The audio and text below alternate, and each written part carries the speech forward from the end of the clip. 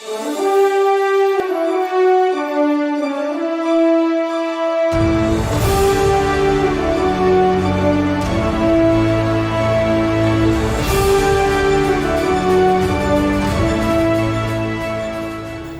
was a gentleman called Ludwig Wittgenstein, who was perhaps the greatest philosopher of language and words that we've known. And when he was teaching at Harvard University, he spent one lecture sitting there staring at his students for 40 minutes and didn't say a single word. So when he was asked afterwards, what happened, what was that all about? He said, I looked at my students and I suddenly realized that there's not a word that I would utter that they haven't heard before. There's nothing that I can say that they haven't heard before. So I just shut up and walked away. Now, if you can attribute that to Wittgenstein, can you imagine what my state is? I'm here now to try and address you with words that, the stuff that you've heard all your lives.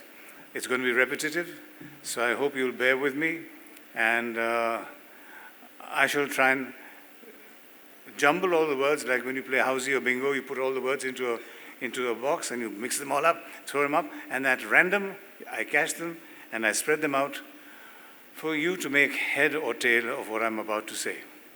So I begin. Trees fall in the forest, and not a sound is heard. You've heard that before, haven't you? And those unfeeling Dopplers of agonized, disembodied sound merge and grow into fierce waves of suicidal hatred, and its unheard echoes of insensitivity and apathy bring no shame, no regret, no remorse, but only create a greater craving to stretch our material vanities into the green hills, valleys, and pastures where animals graze and birds sing and wild poppies bloom, to intoxicate our insatiable craving for destruction and devastation and our burning desire to plunder and burn and turn the world brown in death and then adorn it with tombs of grey that rise into the skies as sepulchral monuments of our architectural artistry. They never blossom with flowers, spreading fragrances through the air. They never bear fruit that children climb or scamper to collect. Never have village folk gathered beneath their boughs to have council meetings or danced beneath the trees and frolic during festivals. And neither have lovers embraced and composed odes of love under them. No, these buildings, these sepulchres, they never give shelter or shade to the very weary, and never have aboriginals garlanded and worshipped them, or lit lamps beneath them in age-old superstitions of worship, adoration, and innocent reverence. They remain steadfast proclamations of our inhumanity towards mankind and our land. If ever there was a time we could call the best and the worst of times, this has to be it. Religious and ethnic divides, meaningless wars with weapons of mass deceit that kill women and children and the infirm, render millions homeless, and audaciously call human beings refugees on a planet that belongs to us all, equally and unequivocally. Moral bankruptcy and greed are the dharma new imperialists spread with impunity and laugh their way to their banks, while the unsuspecting poor are lured with lustful and tasteless marketing campaigns to succumb to cheap consumerism, which happens to be the new religion. 6,000 years ago, the Aboriginals of Australia called the Moorbay tree the tree of life.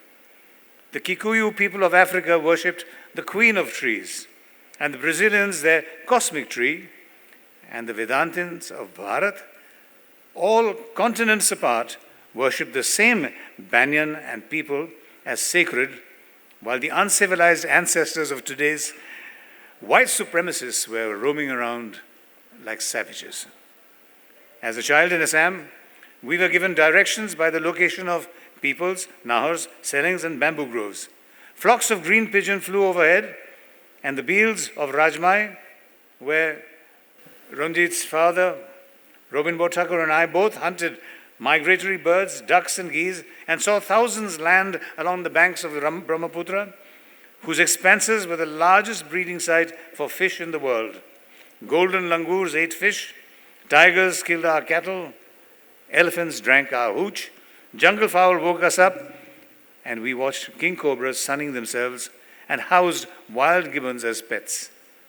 Today, before my very eyes, I have watched pillage and greed destroy our countryside, and the old landmarks have been replaced by shopping malls and amusement parks.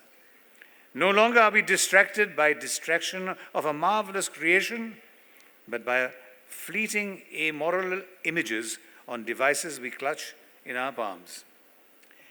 With the boom in real estate, our homeless population increases, and with farms destroyed, families are robbed of food, shelter, and children who leave home in search of money in heartless cities.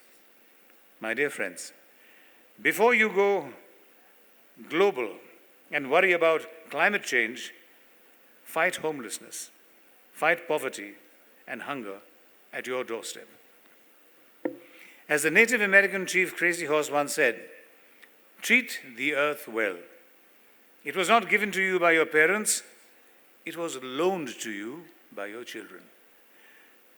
Tena tyaktena bhunjita, from the Vedas, which Gandhi was very fond of that quotation, means making sacrifices. A spiritual and material tyag, not voraciously gobbling it all up, but to ensure that we leave something on the planet for the future generations and for generations to come. We do not inherit the earth from our ancestors, we borrow it from our children. Salute the light within human eyes, where the whole universe dwells, for when you are at that center within you, and I am at that place within me, we shall be one. Brahman is a universal reality that the modern world will slowly begin to comprehend, understand, and embrace. The source of that knowledge and consciousness dwells in our soil and in the Himalaya. This land belongs to you and me. The world is everyone's. Every creature, from the tiniest insect to the massive elephant, and us, descendants of Neanderthal man, own this planet, every square inch of it. No government, no municipal body can override our ownership. We have become silent witnesses and connivers with those who are robbing us non-stop, day after day, every day, of our precious land to set up disgraceful manufacturing units to satisfy our newfound cravings for fair and lovely immortality.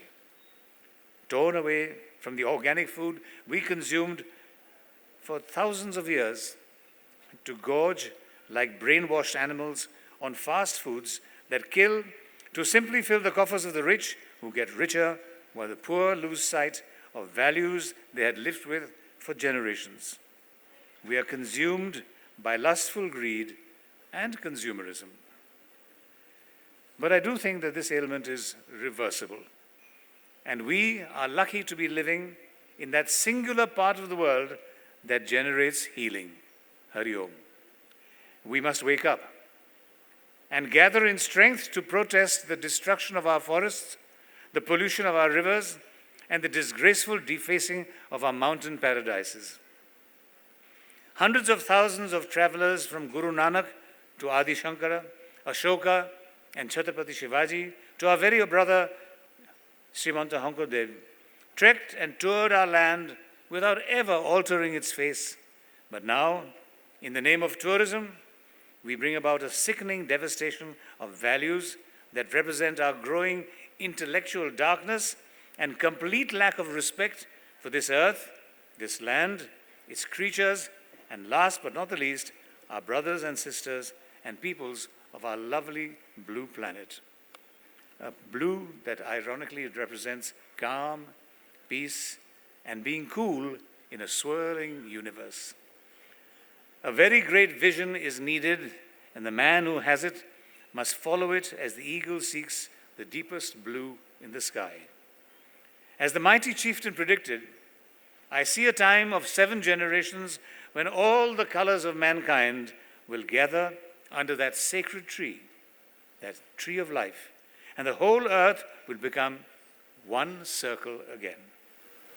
I shall end my little speech by interpreting the lines of someone that our friend Barthakur loves a lot.